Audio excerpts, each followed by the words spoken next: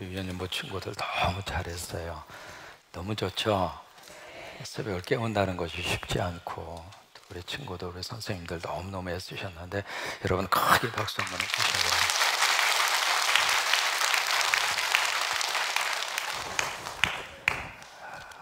오늘 말씀의 내용이 6절에 보시면 만군의 여호와가 이같이 말하노라.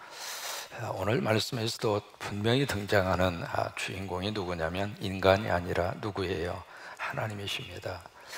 하나님인데 어떤 하나님인가? 엘샤다이, 만군의 하나님, 전능하신 하나님. 우리가 믿는 하나님은 전능하신 하나님이세요. 그 하나님에 대한 선포의 말씀으로 오늘의 말씀을 시작을 하면서 뭐라고 말씀을 하셨냐면, 이 일이 그 날에 남은 백성의 눈에는 기이하게 보일 것이다. 여기에 남은, 그 날에 남은 백성이라는 것은 누구냐면 이스라엘 성에서 남아서 살고 있었던 사람들, 좀 쓸만한 사람들은 다 포로로 끌려서 바벨론으로 다 끌려갔어요. 수십만 수백만 명이 좀 이렇게 좀 건강하고 뭔가 머리가 있고 뭐 이렇게 좀 모든 면에 있어서 좀 이렇게 좀 갖다가 좀 써먹을 만하다 싶으면 다 끌어다가 포로로 갖다가 쓴 거예요. 그리고 이제 거기에 남아 있었던 백성들은 미안한 이야기입니다. 별로 쓸모없는 사람들이 남아 있었던 거예요. 그런데 그런 사람들의 눈에 지금 뭐가 지금 보이는가? 지금 자기 땅에서 일어나는 현상들을 보면서 세상에 이런 일이 있을 수 있느냐 이 말이에요. 그들의 눈에는 너무 지금 원더하다 그 말이에요. 여기 이제 marvelous라고 하는 단어를 쓰고 있는데 이 단어 자체가 놀랍다 또는 불가능하다 또는 기이하다, 그런 의미를 가지고 있거든요. 그 땅에 지금 빌붙어서 발붙여서 겨우 목숨 하나 유지하고 살고 있는 그 땅에 남아있는 사람들의 입장으로서는 가슴 속에 너무 큰 지금 상처가 있거든요. 왜? 그 화려했던 성전 다 무너지고 나라는 거덜나 버렸고, 그래서 더 이상 희망이 없었고 더 이상 어떻게 내일에 대해서 뭔가 꿈을 꿀 수 없는 그런 상황, 형편 속에서 그들이 목숨이 있으니까 지금 부재하고 살고 있는 거예요. 그런데 어느 날 포로로 잡혀갔던 그 사람들이 돌아오는 거예요. 돌아와서 지금 무너진 그 성전의 기초 공사를 쌓는 거예요. 그래서 뭔가 되나 싶다 싶어서 희망을 가졌는데 그 공사도 조금 시작하다가 방해하는 사람들이 너무 많아서 중단된 거예요. 여러분, 하나님의 일에는 꼭 성령의 역사와 마귀와 사탄의 역사가 공존합니다. 그래서 뭔가 주의 일을 하려고 그러면 꼭 시험 들게 하고 꼭 옆에서 막 흔들고, 믿음의 사람은 그것을 이기는 사람이에요. 믿음의 사람은 그것을 뛰어넘는 사람이에요. 흔들릴 때 그래, 흔들리었지만 나는 뿌리채 뽑히지 않는다.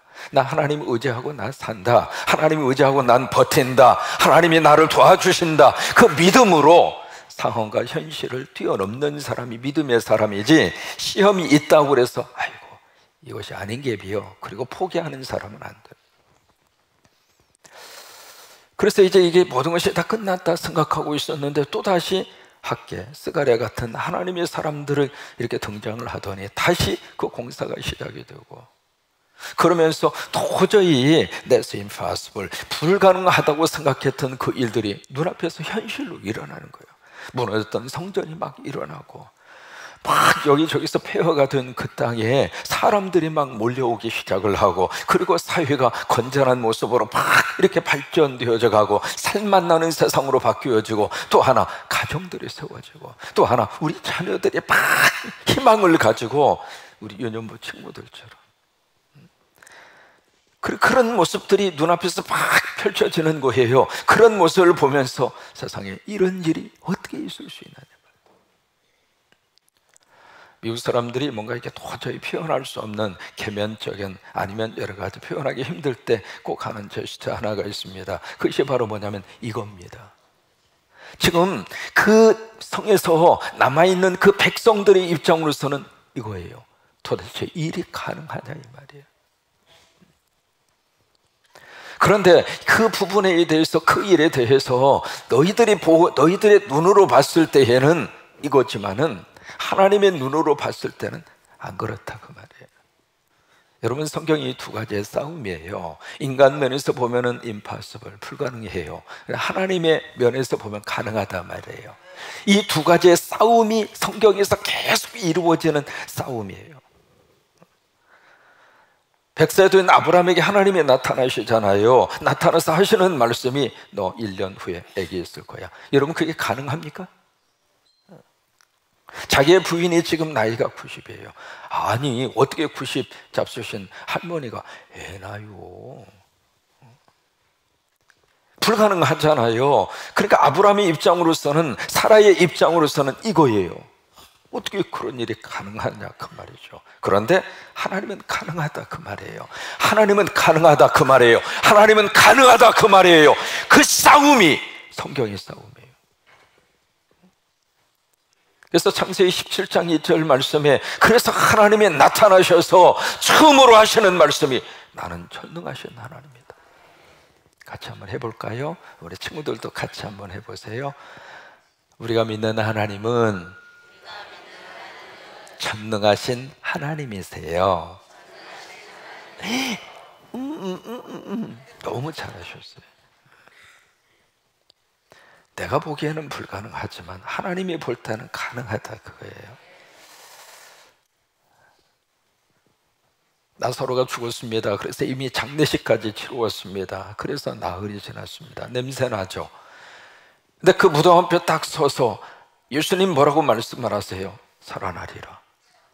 그러니까 마리아도 막달라도 도대체 이것이 가능한 일이냐 그 말이죠. 그래서 그들의 입장으로서는 이거예요. 도대체 지금 예수님이 무슨 말씀을 하시느냐 그 말이에요. 근데 예수님 뭐라고 그래요? 나는 부활이고 생명이니. 그러니까 성경 속에는 이것이 계속 지금 갈등으로 나타나는 거예요. 인간적인 측면에서 불가능한 것을 불가능한 것으로 그냥 끝내고 포기할 것인가, 아니면 그것을 뛰어넘어서 모든 것이 가능하신 하나님을 의지하고 살아갈 것인가. 오늘 여기에 그 백성들에게 기이하게 보이던 그 놀라운 역사들이 우리 삶 속에서 아름다운 은혜와 능력으로 이루어지게 되기를 주의 이름으로 축원합니다. 어제 우리는 모두가 다 이랬습니다. 도대체 트럼프하고 김정은이가 만나다니. 일반적으로 전 세계 여론이 4월 6일서를 흘러보내던 시기입니다. 4월 달에 한반도에 무슨 일이 벌어진다, 또 그럴 가능성이 충분히 많이 있었고요. 근데 그랬더니 사람들이 이제 햄버거를 먹었지, 커피를 먹었지, 뭘 먹을지는 모르겠지만 어쨌든 둘이 만나도록, 여러분 그 모든 역사들, 그것을 보면서 미국의 매스컴들, 미국의 북한에 대한 전문가들이 거의 나오는 반응이 도대체 이거 어떻게 된 내용이냐 이 말이에요. 상상한 것 그 이상으로 한반도의 역사가 한꺼번에 확 하고 지금 틀어지고 있습니다. 여러분, 이 일을 지금 누가 하고 있을까? 하나님이 하고 계세요. 우리 눈에는 기이하게 보이는 거예요. 다른 사람들의 눈에는 도대체 이런 일이 가능한가 말이죠. 그런데 하나님은 가능하다 그 말이에요. 하나님은 가능하다 그 말이에요. 그래서 우리가 기도하는 거예요. 기도하면 우리는 that's impossible, 불가능해요. 그러나 하나님은 가능하다 그 말이에요.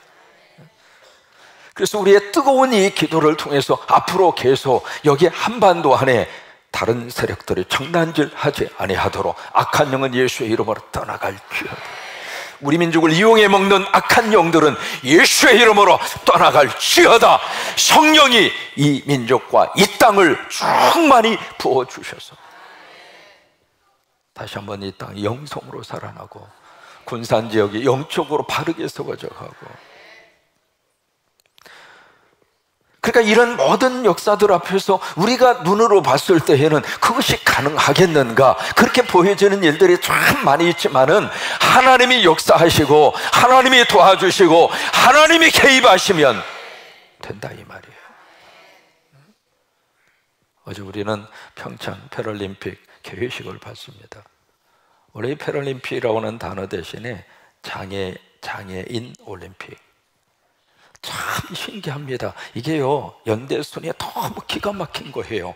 이 올림픽 시작할 때 제가 말씀드렸잖아요. 우리 정부 수립이 1948년도에 이루어지잖아요. 이게 1948년도가요. 이스라엘도 이스라엘의 국가로 유엔에 가입한 데가 1948년이에요. 한국도 정부 수립이 1948년도에 됐어요. 그러니까 이스라엘하고 한국하고 참 묘하게도 공통점이 의외로 많습니다. 그런데 이게 40년 만에 뭐가 있었느냐면 1988년에 88 올림픽이 있었어요. 40년 만에. 그렇죠? 그 다음에 지금 이제 2018년이잖아요. 정부 수립 이후에 몇 년 만이에요? 70년 만에 전 세계전 스포츠 행사 올림픽이 한국에서 이루어지는 거예요. 이게 성경에서 40이라고 하는 숫자와 70이라고 하는 숫자가 엄청난 의미를 가지고 있잖아요. 40년, 바로 이스라엘 백성 광야 생활 40년. 40년의 광야 생활이 끝나니까 가나안 땅으로 하나님이 인도를 해주셨잖아요. 참 묘하게도 정부 수립 40년 동안 이 땅은 참 여러 가지 면에 있어서 전쟁도 있었고 아픔도 있었고 고난도 있었고. 우리 친구들 그때는 참 먹을 게 없어서 아주 힘들었어. 냉장고? 노. 자동차? 노. 핸드폰? 노. 테레비? 노.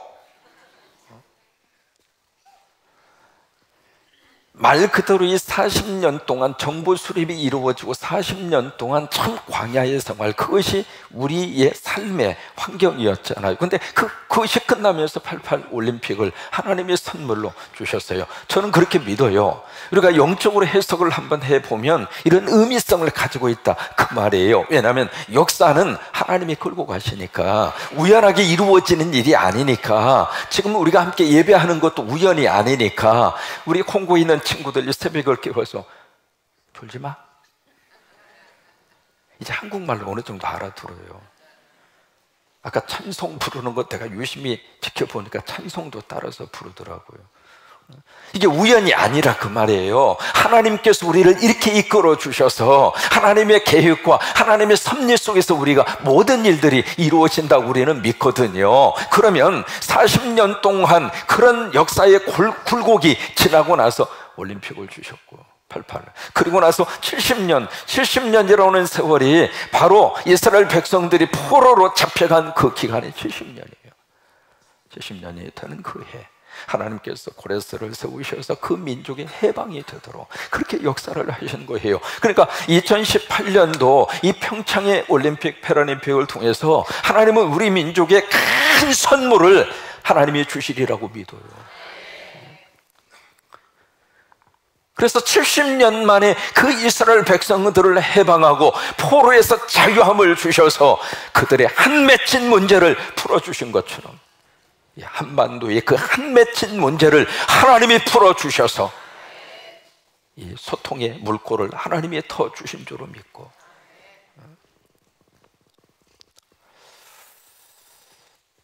여러분 이 패럴림픽, 이게 지금 어제 우리가 중계를 통해서 본 것처럼 570명의 선수들, 49개 나라에서 570명의 선수들이 지금 참여해서 그 패럴림픽을 하고 있잖아요. 우리가 장애에 대해서 한번 성서적으로 이해를 해야 할 필요가 있습니다. 요한복음 9장에 보시면 태어날 때부터 맹인된 사람이 앞에 있어요. 그리고 그것을 보던 신하들이 예수님에게 그렇게 물어요. 예수님, 저 친구가 저렇게 된 것이 누구의 죄 때문입니까? 본인입니까? 부모의 죄입니까? 저 부모가 전생에 무슨 죄를 지어서 저런 자식을 낳을 수밖에 없었습니까? 그렇게 물어요. 여러분, 그게 일반적으로 우리들의 생각입니다. 주변에 장애를 가진 분들을 들여다보면 거의 대부분 그런 생각으로 봅니다. 저 친구 무슨 죄를 지어서, 아니면 저 부모가 무슨 전생에 무슨 죄를 지어서 저 장애아를 가지고 일생을 그렇게 업으로 삼고 짊어지고 살아야 하는 운명 속에 내 동생이 처져 있을까? 그 생각을 하는 거예요. 그자 그 질문을 받은 예수님 뭐라고 이야기합니까? 본인의 죄도 아니고 부모의 죄도 아니다. 참 중요한 말씀을 거기서 주님이 하시고 계세요. 그건 누구의 죄 때문에 저런 결과가 주어진 것이 아니다. 다만 그를 통해서 하나님께서 하실 일을 나타내고자 함이라. 여러분, 이게 아주 중요한 관점이에요. 우리 사람은 일반적으로 어떻게 보는가? 과거의 어떤 죄로 인하여 현재를 보는 거예요. 근데 예수님은 어떻게 보는가? 미래에 이루어질 사건을 보고 현재를 보는 거예요. 미래의 가능성을 보고 현재를 해석하는 거예요. 앞으로 하나님이 하실 일이 있다. 하나님이 하실 일이 있다. 앞으로 우리 유년부를 통해서 하나님이 하실 일이 있다, 이 말이에요. 우리 친구들을 통해서 하나님이 하실 일이 있다, 그 말이에요. 여러분, 하나님이 하실 미래의 결과를 보고 현재를 보는 거예요. 여러분, 장애라고 하는 것은 결코 불편할 뿐이지 불행한 것은 아니다. 누가 한 말이냐면 헬렌 켈러가 한 말입니다.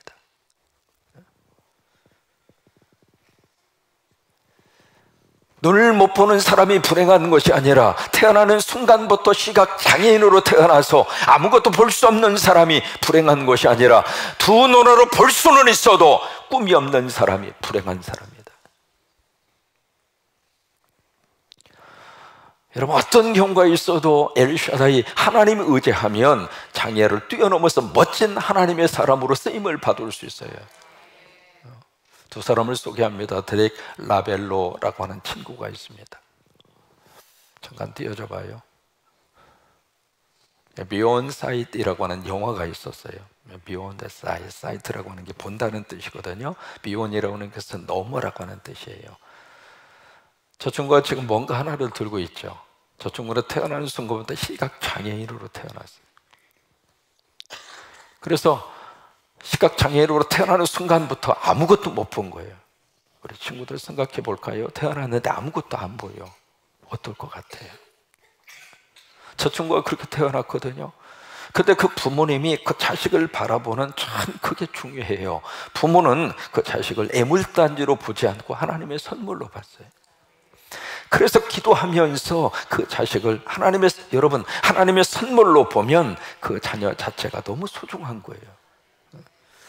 그러다가 17살 때 뭘 시작했느냐면 서핑을 시작해요. 서핑이라고 하는 것은 파도가 팍 몰아치면 그 파도를 저걸 타고 막 쏜살같이 파도 사이를 뚫고 나오는, 보통 저 위험한 스포츠 경기가 아니거든요. 한순간에 목이 날아가거든요. 근데 저 서핑을 시작을 했어요. 17살에 시작을 했는데 안 보이는 사람이 서핑을 타는 것은 더 위험하거든요.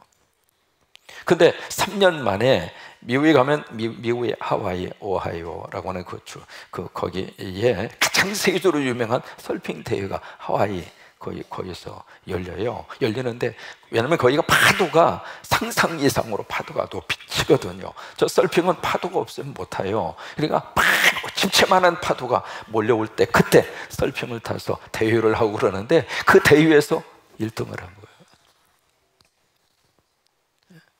그 친구가 그런 고백을 합니다. 뭐라고 고백을 하는가? 데릭 라벨로라고 하는 친구입니다. 이 친구가 그런 고백을 해요. 내 안에 이런 재능을 주신 분은 하나님이십니다. 하나님이 내 삶 속에서 하나님이 일을 하고 계십니다.